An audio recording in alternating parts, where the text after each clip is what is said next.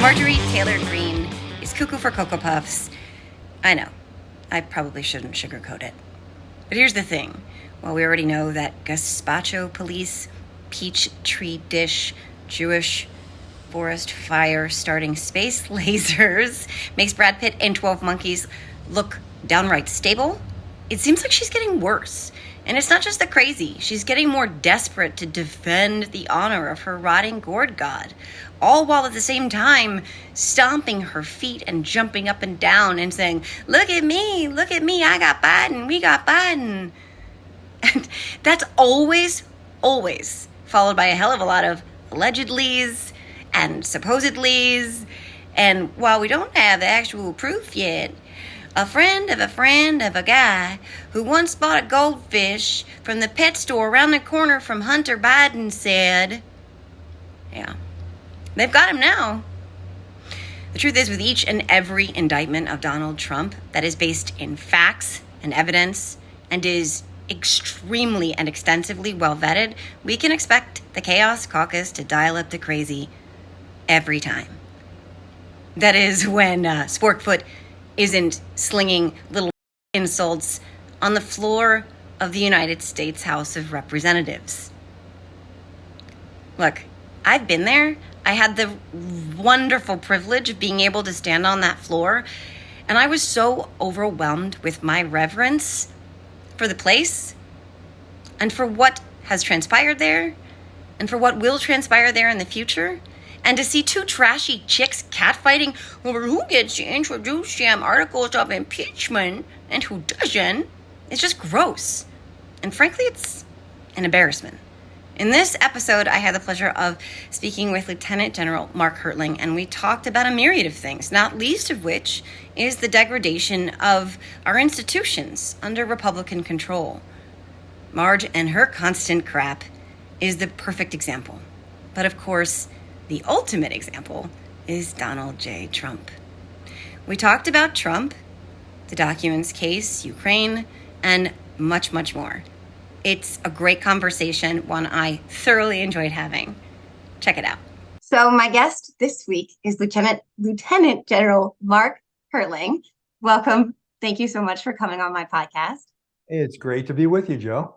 I have been following you for a very long time, both on social media and, your discussions on cable news. And I have a million things that I want to talk to you about. I'm going to try and get to them as much as possible. But as he so often does, Donald Trump has once again inserted himself basically at the top of the news story today. I don't know if you saw the interview he did on Fox that aired last night. So crazy, right? Basically, in that interview, he admitted that he had essentially refused to give back the classified documents that were interspersed among what he said are his personal belongings. And one of the documents that he was asked about specifically had to do with the Iran attack plan and General Milley. So my question, I guess, is if, let's say, what the indictment alleges was in the documents that he retained is true, information on U.S. nuclear programs, potential vulnerabilities on the U.S. and its allies to a military attack, how imperiled would we be as a country should that information have, if it hasn't already, fall into the wrong hands? Yeah, what I'd say is, first of all, in each classification of sensitive documents, from classified to secret to top secret to all of the the HCI, the code word, the kinds of things that were found in all of that document tranche, each one of them has literally a definition for what they can contribute to danger for the United States. Grave danger. I mean, it goes in increments. What I would suspect, I mean, everybody's been calling the document he was allegedly waving around the Iranian war plans. Having once been the guy who kept custody of all of the U.S. contingency plans, or what some people would call war plans, he wasn't waving a war plan around, because a war plan usually comes in a binder about that thick with a bunch of different annexes and things. What I suspect, and this is just a guess, was this a correspondence between Chairman Milley to him about various aspects of a potential operation against Iran. So it was probably something that General Milley was either asked to provide or that he provided to try and get President Trump to change his mind about something he had ordered. So it was classified documentation. Certainly at a secret or a top secret level, depending on what kind of sources or collection methods were proving the point that General Milley was trying to make. So the bottom line, Joe, is yeah, they were pretty serious. Yeah, they contained the nation's secrets. Yes, if they had been divulged to other people, both U.S. citizens or allied friends or foes, it shows the conversation, a written conversation between the chairman of the Joint Chiefs, the guy that actually performs the responsibility for informing both the president and the Secretary of Defense about military actions. So it's, giving up that kind of conversation to people that shouldn't be privy to it. That's a long answer to your question, which was really, I could have answered by saying, yes, it was very dangerous and very horrible that he would show this to other people or wave it around as if it was something that was his personal possession.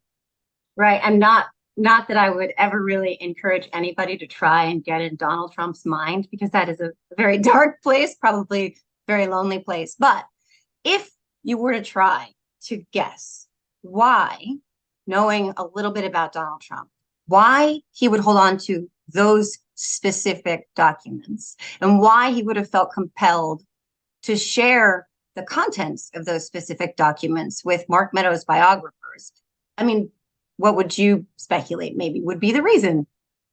Well, I'm not a psychologist, but I am someone that studies leadership. And sometimes when you see various forms of leaders doing things, it's an indicator of either their toxicity or their insecurity or their narcissism.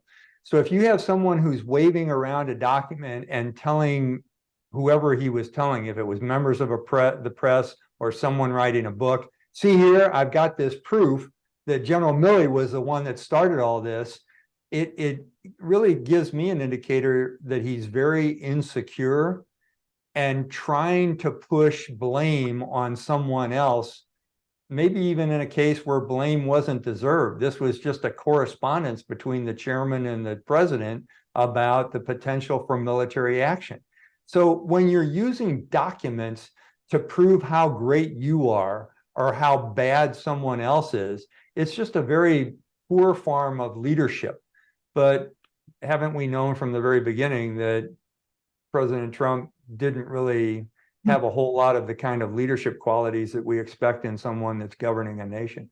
No, sometimes it's actually mind-boggling. Like I have to almost pinch myself and think, like, this actually happened, that this person was actually given the awesome powers he was given. But getting back to his insecurities, one of the things he did last night in that interview, in addition to all the other crazy, was, of course, he went after General Milley and insulted him again and said something about his incompetence, that he wouldn't have a document. He never saw a document with his name on it because he was utterly incompetent. And it's one of those things that he has done for so long, where he disparages the military. He especially goes after, those in leadership positions, Mattis, Clark, McMaster, Milley, you. And for a person who, was draft deferred 5 times and, has never served and has a past or a regular habit of dishonoring the military, what do you think, how is it possible that he is able to convince his supporters with all of that, like fighting with Gold Star families, attacking John McCain for being captured? How is it that he is able to convince his voters that he somehow supports the military? Got me. Yeah. I mean, there's no answer to that. And what's fascinating, Joe, is all the people you named other than me in that last list. It's the same thing Brett Baer did to him last night, was saying, hey, you said you were only going to pick all the best people. he picked Mattis, Yeah. Milley, McMaster, and in some cases against the better advice of others. I mean, Milley was not Mattis's first choice to be the chairman. Mattis provided the name of someone else, and there were those that influenced President Trump, former President Trump, to pick Milley because they thought he would go more along with what he wanted. Here's the interesting thing. You know, I don't think the former president ever figured out that there are actually some people, when they raise their hand to support and defend the Constitution, actually mean it, as Right. opposed to it being just pro forma. What you're dealing with guys like Kelly and Mattis and Milley are guys who have spent 30 plus years. I've spent 38. They've spent even longer than I did serving the nation, defending the Constitution. And when you're asked to do something as a personal favor, that's not what the military does. You know, it was interesting. One of the things, I've told the story a couple of times, when I was commanding in Europe and going around to different countries, I had kind of a personal project that I was working on where I wanted to see what different armies swore their oath of allegiance to. And what's fascinating is most countries swear to defend the president or the motherland or the fatherland. We are the only nation in the world, or at least the only nation in NATO, that says we defend a piece of paper, a set of ideas and ideals. And that's not something that I think many in government, especially former president, really take seriously.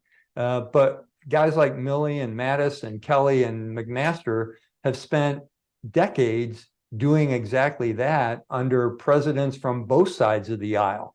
So it is really country first as opposed to individual first. And former President Trump never got that. No, it's always Trump first. Like, it's the height of irony that, you know, his slogan is America first, when it's not, it's Trump first. And Right. Another reason that, you know, he so often disparages, mocks, insults the military is because I think it deeply offends him that the military exists by a code of conduct, by a code of ethics, that they're held to a standard, that they have to follow rules. Those are things that he is so clearly not capable of doing, and feels as though he shouldn't have to. That those are for other people. Those are for peasants, you know, the average Joe. He's above and beyond them. And so how, you know, the suckers and losers thing that he allegedly, but not so allegedly, said, you know, about the fallen heroes of war, it makes sense to me that it's totally plausible that he would say that, because he doesn't see, you know, what you were talking about in terms of, you know, swearing an oath to a piece of paper, to a set of ideals. He doesn't see that as a sign of strength. He sees that as a sign of weakness, because if you can't bypass the system in some way to get ahead, then you're just a chump. I mean, that kind of speaks to his whole mentality, and it's confounding. It is confounding. And one of the things that John Kelly reported, or others reported, I guess, during Mr. Trump's first visit to Arlington, was just a seeming confusion of, why did these men and women do this? You know, why did they give their life for their country? He could not comprehend that. You know, the fact that there is selfless service and sacrifice for a greater cause at times. I don't think he really understood that if it's not about money, or if it's not about power, why are you doing it in the first place? Right. And that's what's confusing. But I just keep going back. The interesting piece, the most interesting piece after watching the Bear interview with him yesterday, was the one segment where Bret Baier named all of the people he appointed to various positions. Right. And they were all suckers and losers, because now they were the best people before, but now they've turned against him and are actually truthful in the things that they're saying about what they do. And not only is it just violating ideas, are deflecting, which is a key element of being a narcissist. There are a lot of criminal activities in there too. And I'm just not talking about the documents. We have seen from the very beginning that there have been many on parts of the government who have not been willing to say, no, you can't do that. That's a crime. And it even started during the campaign when he was talking about killing terrorist families and taking oil from a foreign country. Those are war crimes, things that people get put away for. And in fact, I'm very proud of the fact, you probably may not know this, but I think I was actually the first general that Mr. Trump said he was smarter than during a CNN interview. I'm serious. It was the first time I heard him use that phrase, and it was directed toward me because I said, you can't go into a foreign country and steal their oil and, you know, kill the terrorist families. You just can't do that. And he said, well, then I'm smarter than this general you got. Okay. It's quite a distinction. Congratulations. Exactly. So I you know, that's going to be the first line of my my obituary, I guess. But that's the thing, to your point. Along the line, there have been so many people that have accommodated him and moved the line for him, compromised themselves for him. And I think it was James Comey who said that, you know, he eats people up in little bites. He consumes people whole, you know, like he corrupts people, and people just are willing to do his bidding despite what, you know, in so many cases, despite oaths that they have sworn to. And that is terrifying when you're talking about a person who held the power he had and a person who is now, as we speak, the front runner for the very same office, one which he tried to plot a coup and incite an insurrection to stay in. And so after all of these people, who's the best people he's hired and now, like, obviously has no positive relationship with, who's left that he could possibly be surrounded with that isn't already demonstrated that they are completely and eagerly willing to do whatever evil bidding he wants them to do? Well, I would say if we looked inside Congress, there were probably a few that still continue to hold on to his approach and want to support him because they have been public about it. They've signed documents supporting him. You know, all the congressmen that signed on to the Texas Supreme Court document during the election are those that are still saying that the election is you know, fraudulent even 2 years later. I mean, those are indicators of some people that might continue to support. But it's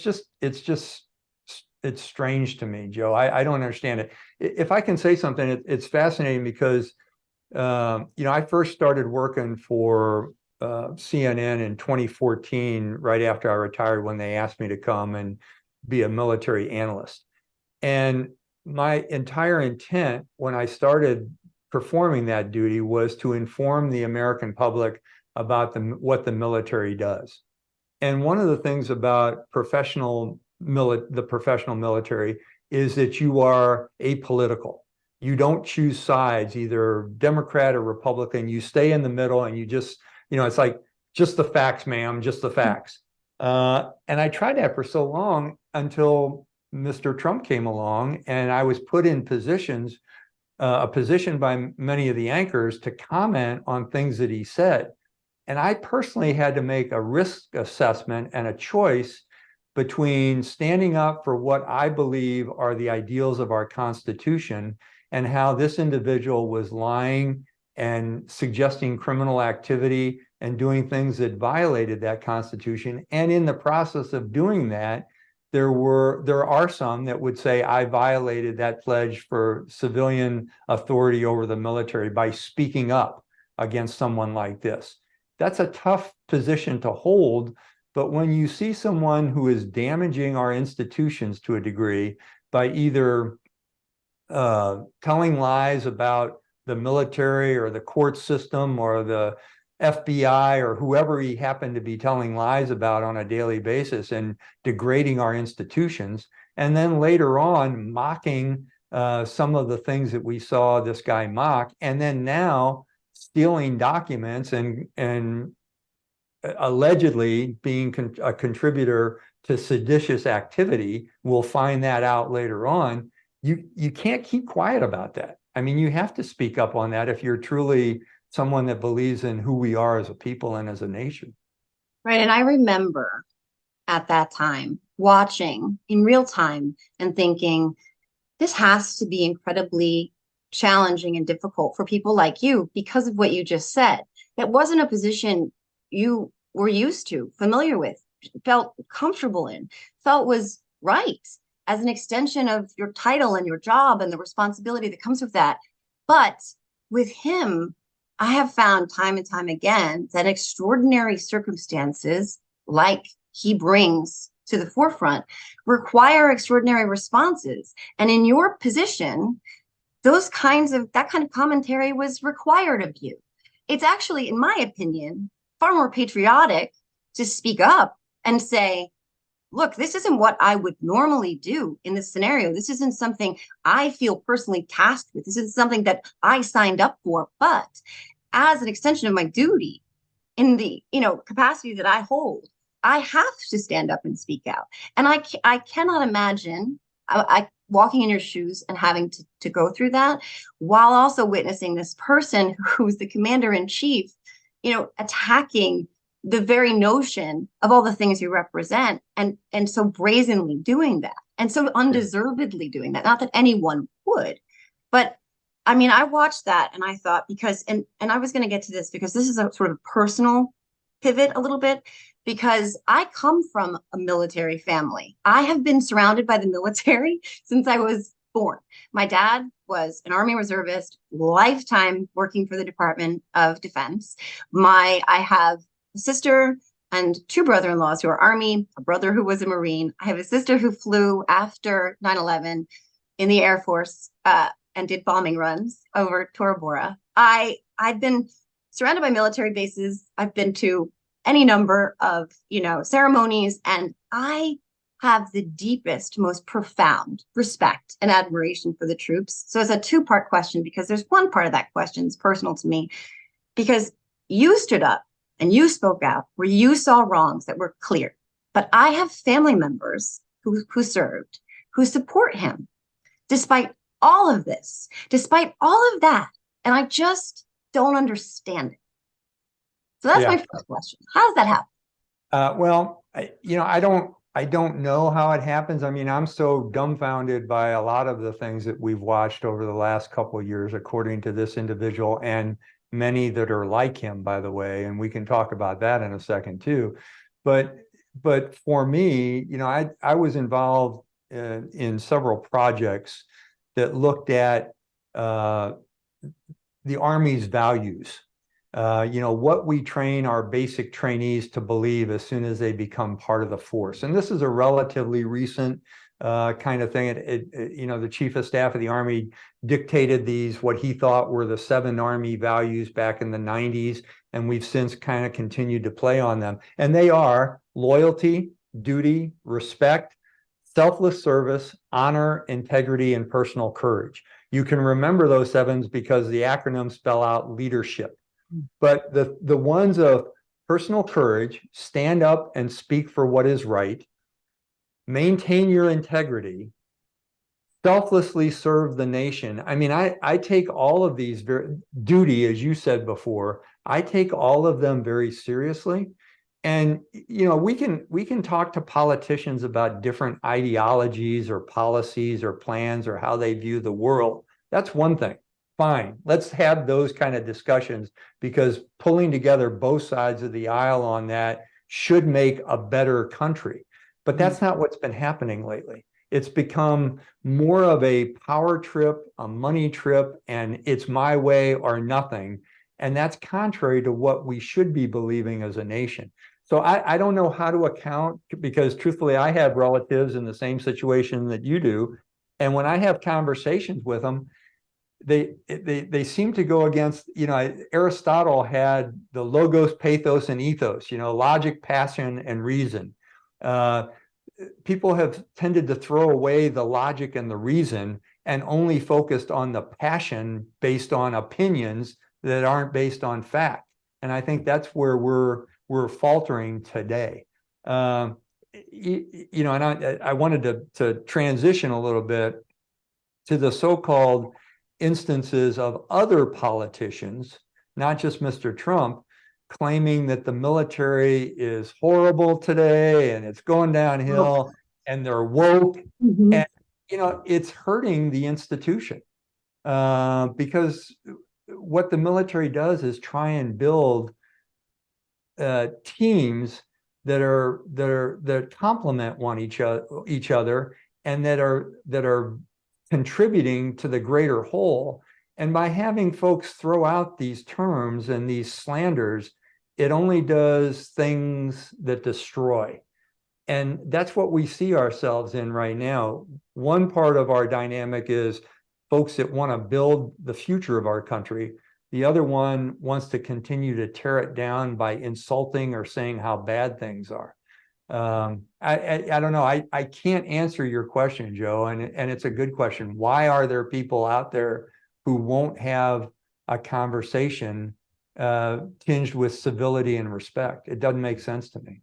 No, it doesn't make sense to me. It has confounded me for a long time, particularly and especially as it results to this. I mean, as it pertains to this question about the military, because it's just, and I'm a civilian. I never served. I knew I was not cut out for service. Yeah. I'm not the kind of person who's especially good at following rules. I knew that about myself, but it didn't diminish my support for the military. Well, but let me inject something here. Isn't it interesting?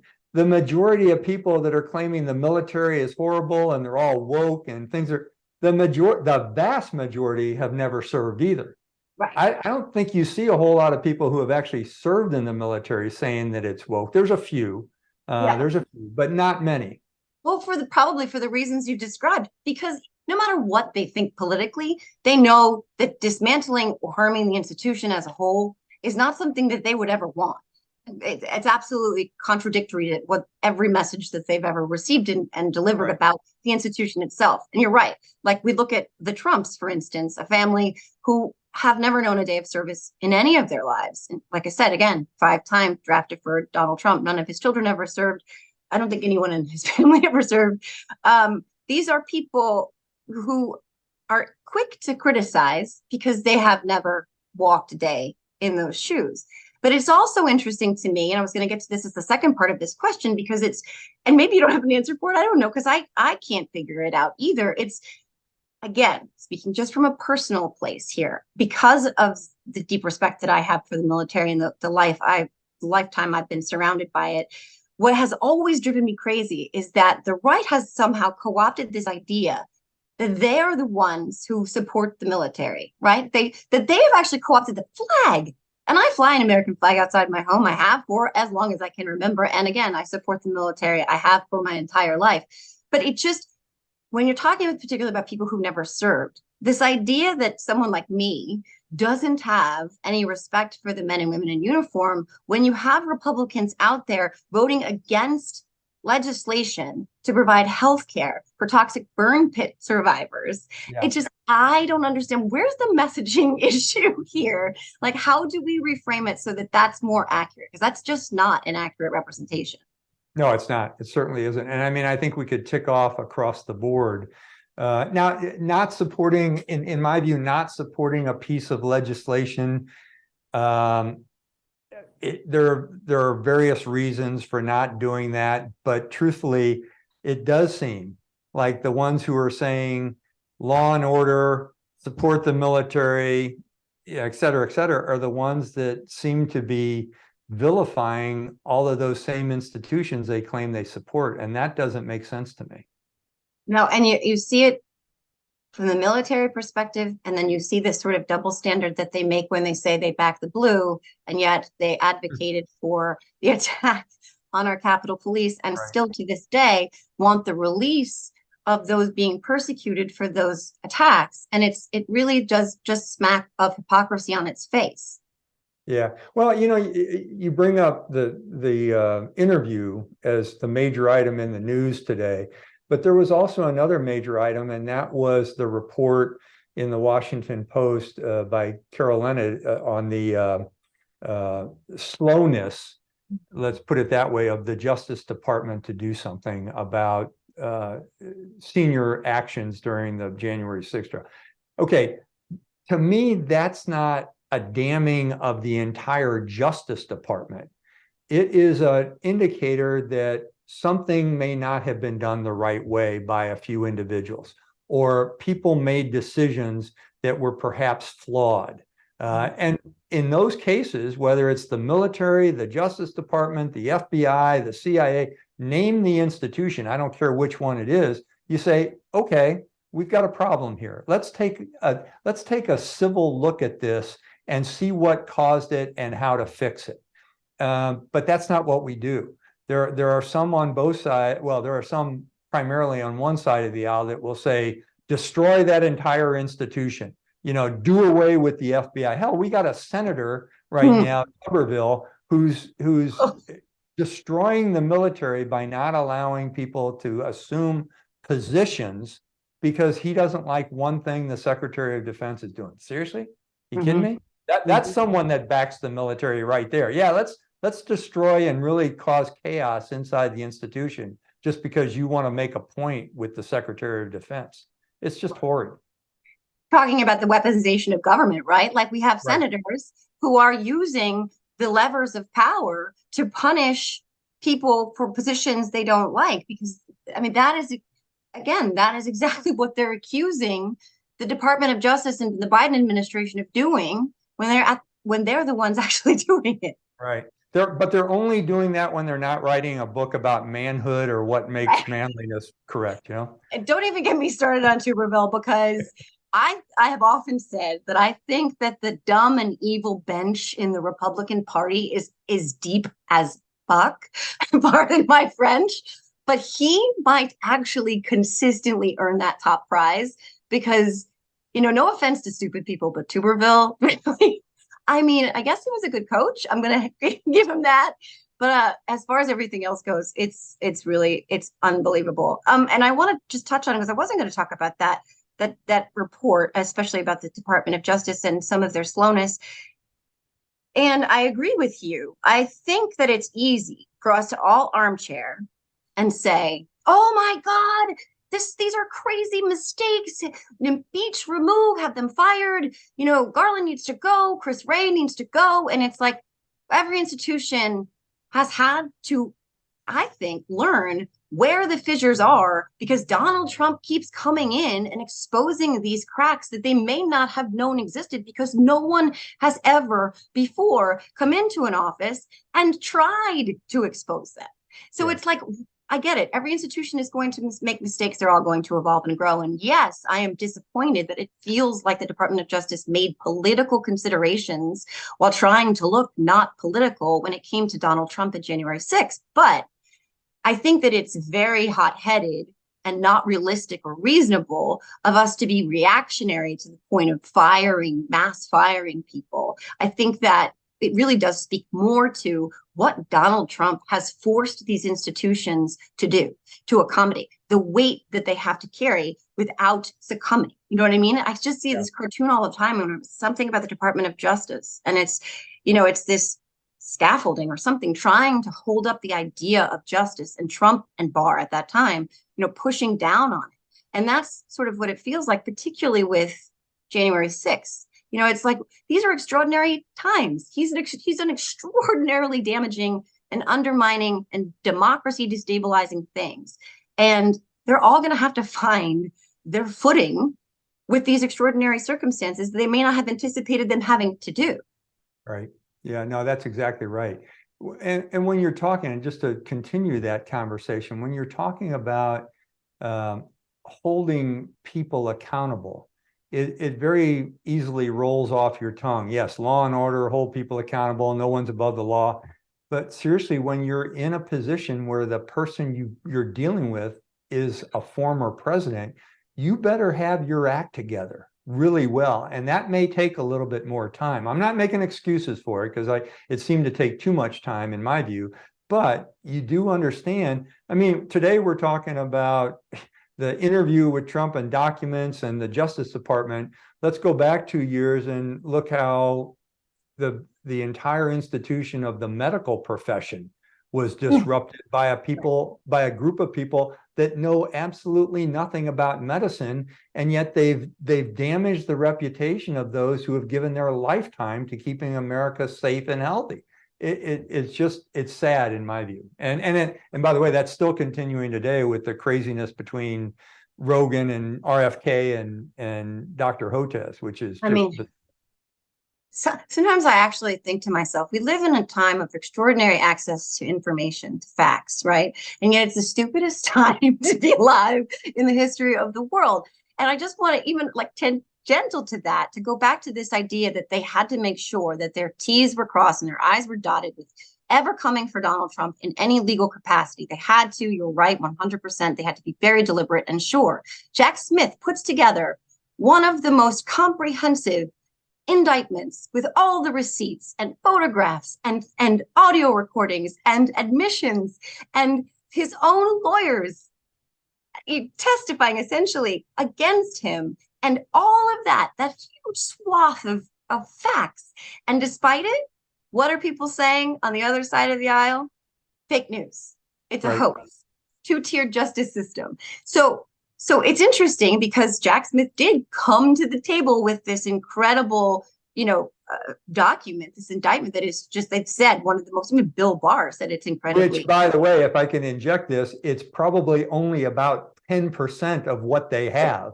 Right. And it's still masterful. Go ahead. I'm sorry. Right. But the thing is, I mean, there was always going to be some percentage, particularly of his base, that wasn't going to believe and chooses not to believe, and did so with COVID also, going back to that point, facts, truth. And the fact that Trump in a few short years has been able to dismantle that notion, the notion that truth exists, that facts exist, it's really imperiling for our country, because that's exactly the most fertile feeding ground for fascism. Because if you can, Orwell said, power is in tearing people's minds apart and rebuilding them, essentially, I'm paraphrasing, in your own making. If he could make people believe the big lie, it was always a test balloon. And that's what you see here with the indictment and with COVID. If he can make people believe that this incredibly well-vetted document is fake news, or it's a hoax, or that he actually won an election that he lost, which he said in that interview again last night, that he actually won. Yeah, he was adamant about that, wasn't he? Yeah, which was interesting, because it was kind of eye-opening for me, because for a really long time I've been like, he just says this rote thing that he doesn't actually fundamentally believe. I mean, he's crazy, he's a narcissist, but he knows he lost. I mean, I've heard him say things to that effect, but last night I was kind of like, he really thinks, like, I think he's a little crazier than I thought. Well, I mean, there was an analyst who, I think, tongue-in-cheek, but there was more truth to it than possibly he meant, in saying that he realized after the interview last night what the former president's defense is going to be, and it's going to be temporary insanity or complete insanity. And that's the only thing I can think of providing support for what he's been doing lately. Yeah. No, you're right. But it's sad, because it sort of discounts, or at least eliminates, the whole idea that he's also, malevolent. He's an ill-meaning preacher. I believe he means to do harm, but only in the cases that it benefits himself in some way, because he's self-consumed. I agree. It was interesting. You just triggered a thought. Back in 2012, I was in the country of Georgia, not the state of Georgia, and you do that Georgian country girl so well in some of your. Thank you very much. But I was in the country of Georgia, and I was being escorted around by one of the Georgian military folks. And I noticed that there were a lot of new police stations all around the city of Tbilisi, and they were all designed the same way. They all were, the front of the police stations were complete glass. There was no bricks, the brick will hold on, but it was all glass, compared to the old stations that we passed by. And I just noticed this, and I asked the guy about it, and he said, well, that's our new government trying to show that they're transparent in the rule of law. And in the past, you never knew what would happen inside the police station when someone was arrested. So now all our stations have glass fronts. And it was an interesting commentary on a former authoritarian dictator coming around to more of a democratic republic. And unfortunately, that's failed somewhat in Georgia. But I think we need a whole lot more glass buildings to see what people are doing in our society today, to give that transparency. But you're exactly right. Yeah, and I agree with you 100%. And it's interesting just to pick up on that before we pivot for us a moment to Ukraine, but that's the antithesis of what Donald Trump has always been sort of working towards. Everything is shrouded in mystery, or how long did it take to get his taxes, which weren't even real. Yeah, they were incriminating. But I mean, so much of his transcripts with the Putin one-on-one that we never ever did get to see. So much of his presidency was sort of shrouded in mystery, and in that darkness, democracy dies. Right? That's the truth, and it's a metaphor. He was trying to hide our most closely guarded national security secrets in his chandelier shitter. I mean, talking about democracy dying in darkness, it was going to die in his bathroom potentially. Yeah. And it's shocking. It's shocking that those words, it sounds like Mad Libs, right? Or like you were to shake like a ball of like different words, disassociated words, and be like, Donald Trump kept boxes of classified secrets in his chandelier bathroom. Those would be words you would never put together, but this is the time we occupy. Let me ask you this question.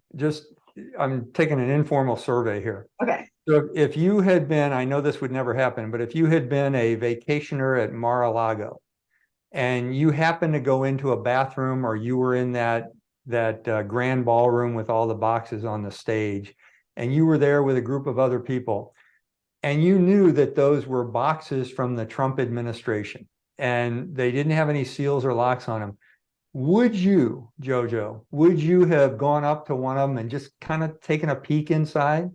Because I know I would have. I mean, look, sometimes, and don't tell anybody, nobody tell anybody. When I go to somebody's party at like their house or whatever, and like, maybe I had a couple drinks and I'm in the bathroom and I'm just like, I wonder what's behind the shower curtain, or like, I wonder what's in the drawer or in the medicine cabinet. Yeah. I never said that out loud, so I'm sure no one will see that. But who wouldn't do that? Like, we could all be the most, well-meaning, moral Christians on the planet. Yeah. But you're talking about, it's just too tempting. And I mean, it's crazy to me just how exposed those things were, just how disregarded. I talked about this with George Conway too. It's the brazen disregard. And that's not just a disregard for a pile of boxes. It's a disregard for me, for my kids, for you, for your family, for all of our loved ones, for the people who send him their money every month. It's a disregard for all of us, because God knows if somebody, and we've already seen spies infiltrate Mar-a-Lago, if somebody wanted to use that information to do us immediate, irreparable harm, they could. And that, to me, is the greatest disrespect of all of this, is that even the people who support him the most, he puts in harm's way. Yeah. Here's the thing. If I can use an example of the documents again, as you read down the list of the documents that were in the indictment, there were a couple that had their classification redacted. And that probably doesn't mean a whole lot because we've seen so many redacted documents. But to me, if you can't put secret, top secret, HCI, no foreign, all the codes that us military guys know about on the top or on a list, and it says title redacted, that tells me one thing. And it tells me that that was a code word document. And not to get too deep into the weeds, but there are literally hundreds of programs that are code worded that you have to be read in on because you use them. So having been read in on a couple of code word documents or categories of documents, I know what they contain. And to know that there were some of those, and I mean, even the secret and the classified, or excuse me, not classified, confidential. I said classified earlier, I meant confidential. Confidential, secret, top secret, all the other categories. Even as those give real challenges to the security of the United States, when you're talking code word, those are game changers. Those are things that are being used today. And I know what I had to do. I mean, as the commanding general of U.S. Army Europe, I had a lieutenant or a warrant officer come to my office every day with a briefcase handcuffed to their wrist, where they would allow me to read the overnight intelligence summaries. When I had to view code word stuff for a specific reason, they wouldn't even bring it to my office. I had to get up and go over to the G2 section, we called it, the intelligence section, into a special room that had multiple locks with just me and the person that managed the program in there. And there was no one else in my division, the 1st Armored Division, or in U.S. Army Europe, who knew what that code word was all about. That's how secretive this stuff is. And to just have that thrown in with your alleged golf shirts and your WWE belt and those kind of things, that is why, when you've seen both sides of this, Joe, that's why it is so infuriating, because of what you just said. These are secrets that are kept for our national security. They're kept for a reason. They are put together by people who are really smart, so that strategic leaders like the president or like generals can make key decisions on the behalf of the country. They are not your documents. They are not his. They are not his boxes.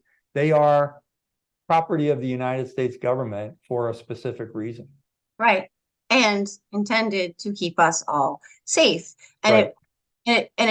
it's interesting to me, because what we know about Donald Trump is that he's not necessarily an astute planner. George Conway says that's the sociopathy about him, that he may have just taken stuff, that he just wanted all the stuff and he didn't have a specific plan with it. But he didn't really, in my opinion anyway, just take these things, the documents you were just talking about, just the level of secrecy related to that document. He wasn't just taking it as a trophy. He wasn't planning on just opening a box in the bathroom one day and sitting there with some reading material. Who knows? We just don't know. What we do know, and we can surmise, is that Donald Trump is the kind of person, as we talked about at the beginning of this conversation, who would put himself first over anything and anyone, even our country, America first, right? Not so much. So we don't know why he would ever want a document that super secret. We don't know, but we can guess. You know what I mean? He probably, if approached by one of our not so friendlies, would say, "Oh, there's a benefit to me here in giving this to you. Sure, take it." Well, why would anyone think he wouldn't? Or he's using them so he can insult other people, like he did with General Milley. Right. See this? This is Right. my document. And that's what's so ridiculous about it. It gets back to, they are not your documents to prove that you're good or bad, or that you're right or wrong. They are used so you can benefit the security of the country. And if you use them in any way other than that, to prove a point to a book, a guy writing a book, or someone from the New York Times, it's the epitome of selfishness.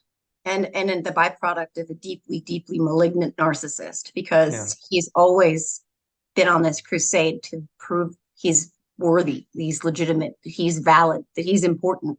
And to your point about Milley, so that he could pull up a document that is so super secret that only 5 people in the world are allowed to see it, but he has it and he can flash it around. That's making him important. Right.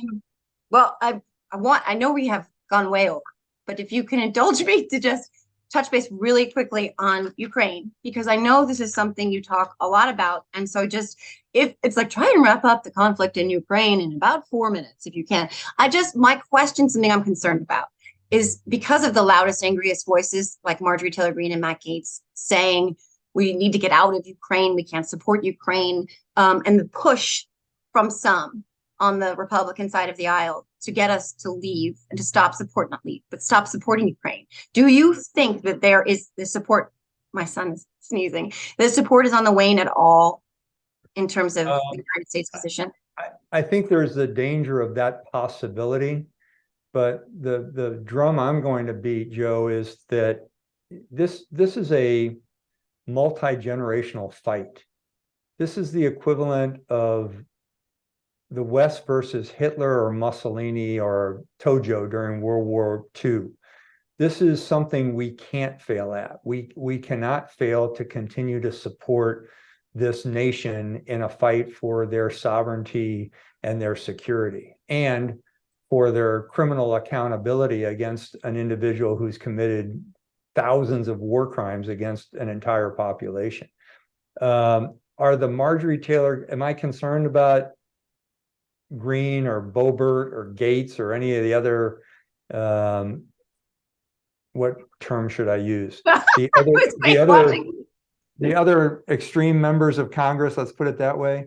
Yeah, I'm concerned about them because they are a mouthpiece and they say so many dumb things that confuse so many Americans, that if you've never stood on the ground in Ukraine like I have, if you have never interacted with those who are part of that culture, or who, like me, have read dozens of years worth of intelligence estimates about what Mr. Putin is interested in, and you know that this is a fight between, it's not just a fight between Russia and Ukraine, this is a fight between bad and, or evil and good.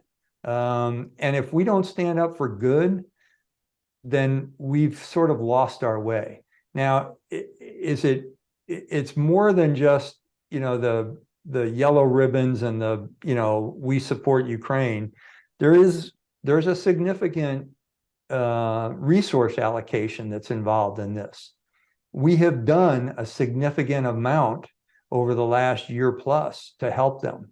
There are some who say, why didn't we start helping them 10 years ago or what? Well, having been there 10 years ago, I know why we weren't contributing as much to Ukraine. They had a corrupt government. They had a semi-corrupt military, and that didn't stop. And they will admit this when pressed. It didn't stop until about 2018, 2019 or so. And we have contributed at least 7, if not more times, as much money to building an army for them than they did on their own for the 3 years prior to the war starting. Their normal budget was about 3%. Well, it was less than, significantly less, about 1/7 of what we've given them in terms of arms and support. So it's really hard to build an army and then build an air force for a country that's in a fight when people are looking over Congress's shoulders and saying, are you sure we want to give them that much? Because that's an awful lot of cash that is supposed to go toward our defense. It's going to be contentious, I think, in the coming months. But I think as long as we have the current administration in and Mr. Zelensky continues to do what he's doing, I believe that we're going to see good results in the mid to long range future for Ukraine. I'll just put it that way. But having said all that, I'll caveat all that by saying, I know what an offensive operation against complex obstacles and a dug-in defense looks like, because I've seen it multiple times before in training and in operations. Ukraine has a tough fight, and it's just now beginning. And when I mean just now, they've been fighting for a couple of weeks in the offensive, but they've now gotten to what the Russians called their zero line, which is where the main defenses are. It's really going to start getting tough in the next couple of weeks for Ukraine. And we're already seeing that in articles on the New York Times yesterday. The Wall Street Journal this morning was saying, ooh, man, it's going to be a tough haul for Ukraine. They're having really difficult. Yeah, they are, because they're fighting a hell of a battle. But we've got to stay with them on this. Right. I go back, the whole kind of brings everything full circle when you think about, Trump's first impeachment, and that, he was willing to use our taxpayer funded military support for that country, with Russia already occupying parts of their land and knocking on their door for further conflict. Again, goes back to Donald Trump doesn't care about how his actions impact anyone else, or how those actions would have impacted the Ukrainians, as long as it serves himself. Right. And that's what he was doing in that case, to get himself hopefully reelected. And at the end of his term, too, if I can just add one thing to that, at the end of the term, well, throughout his term, the measurement he was using was what NATO countries were contributing. He didn't understand that at all. I mean, he didn't understand one iota of what he was talking about. But then at the end of his term, right before the insurrection, he gave orders to pull all U.S. forces out of NATO. Imagine where we would be right now if that wasn't contested by the Secretary of Defense. Did he say the same about Afghanistan? He did. Yeah. So again, letting our men and women, or the men and women on the ground in those countries suffer for his vanity.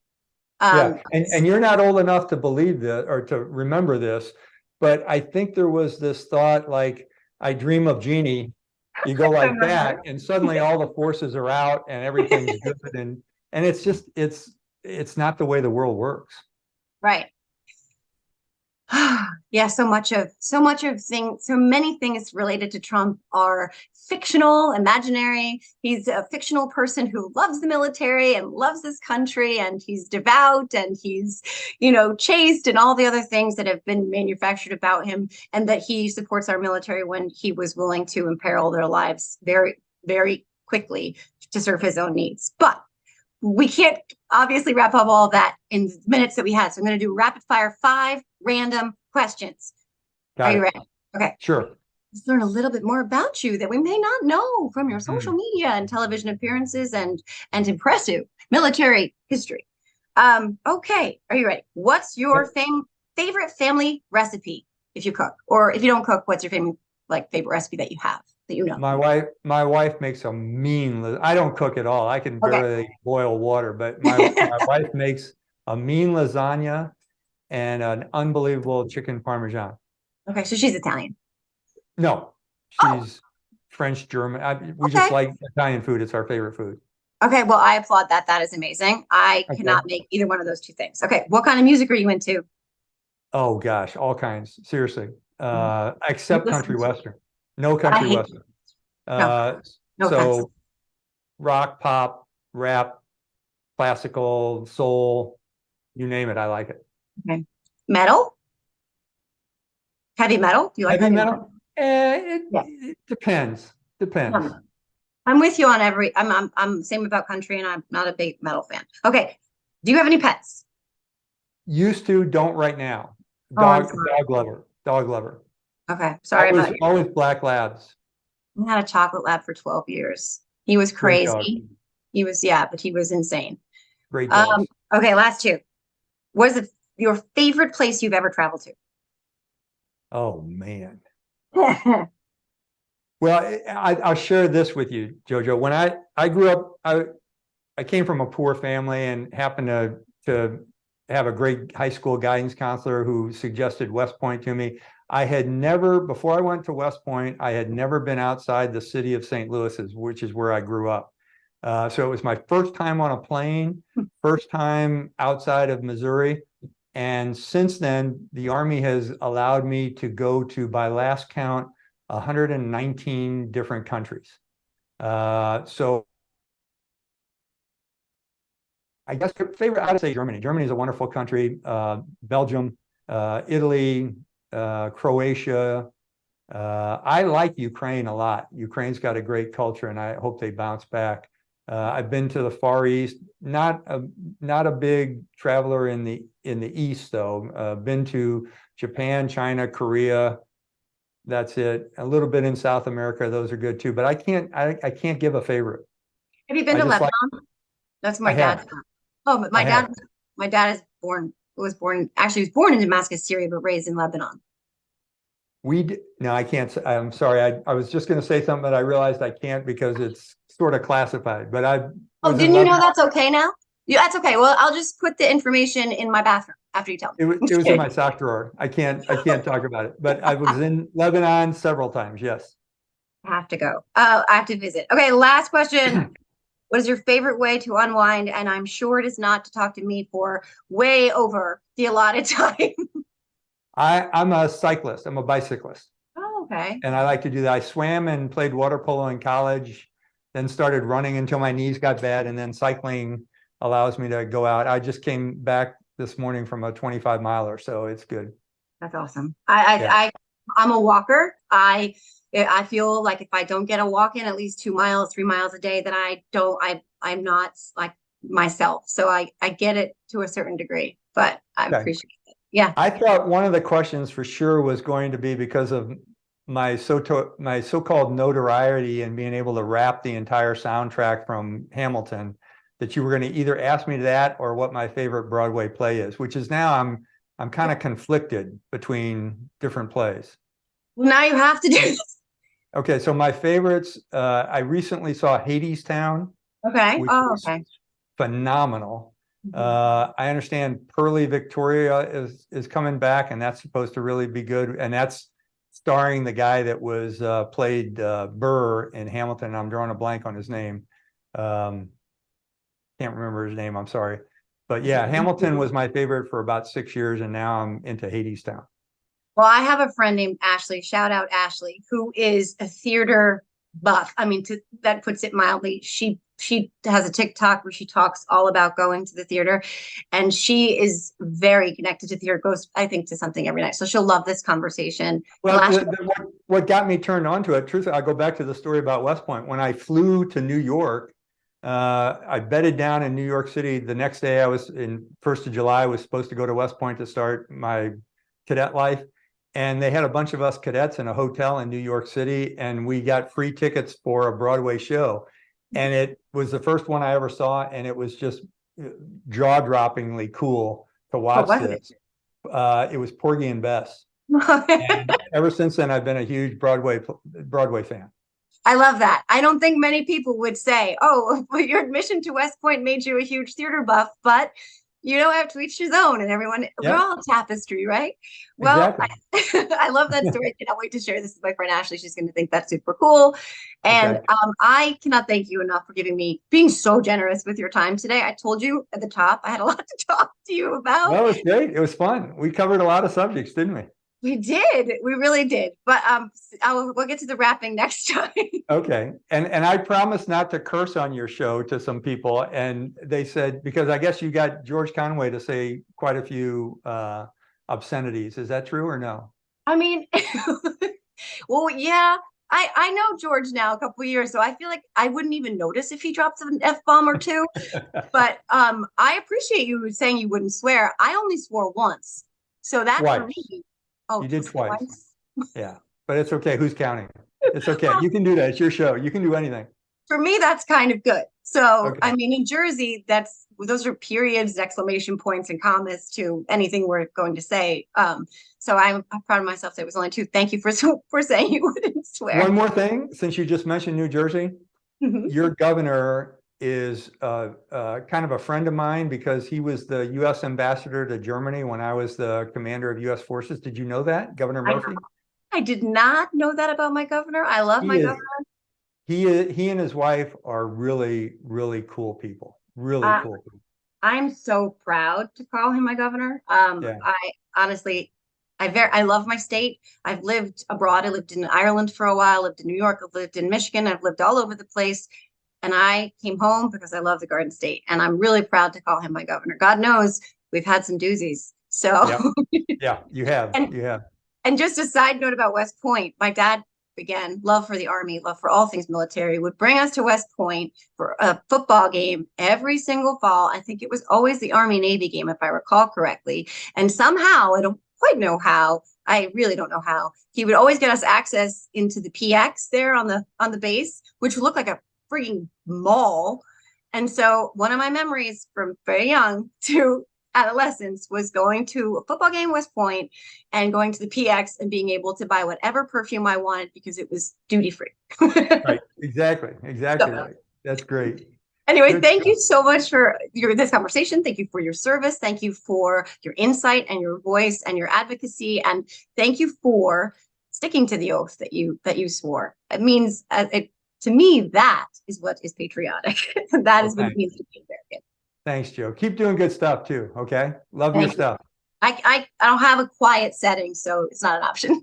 Okay. All right. All right. Bye. Take care. You too. Thanks for joining me. And if you are listening to the Are You Effing Kidding Me podcast, make sure to subscribe and leave a 5-star review. And if you're watching on YouTube, please like and subscribe below.